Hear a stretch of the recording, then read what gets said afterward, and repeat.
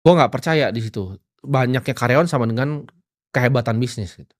Pelajaran kedua yang gua ambil di 2025 ya, ini sebenarnya gua ambil dari film ya, atau novel dari Dune, karyanya Frank Herbert, yaitu "Fear is not real" ya, "Fear is the mind killer", itu gue belajar.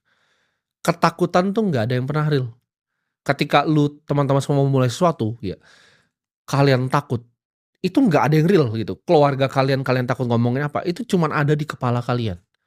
Kalian ngerasa ketika, "Oh, gue mau mulai usaha nih, gue mau mulai berinvestasi," tapi gue diejek sama teman-teman, gue diejek nonton edukasi sama orang lain.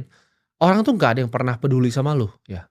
Lu tuh ada di spotlight bias ketika lu ngerasa dunia itu berputar di lu padahal nggak ada yang pernah peduli. Ketika lu jalan di mall tuh nggak ada yang pernah peduli sama lu.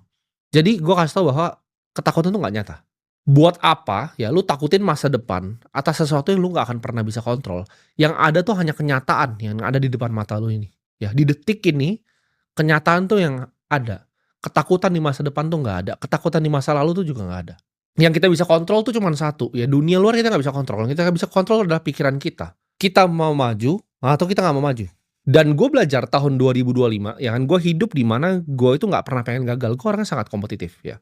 Ternyata nggak ada yang masalah, ternyata gagal itu bahkan nggak semenakutkan itu, ya.